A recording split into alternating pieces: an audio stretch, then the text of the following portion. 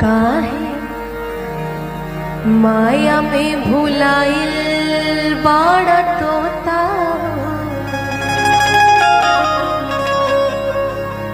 काहे माया में भुलाइल बाड़ा तोता होता छोड़ के जाए के पड़ी। काहे माया में भुलाइल बाड़ा तोता होता छोड़ के जाए के पड़ी। सबरी स्वार्थ खातिर नीमन बाहर होता हो, सबरी स्वार्थ खातिर नीमन बाहर होता हो, होता छोड़ के जाए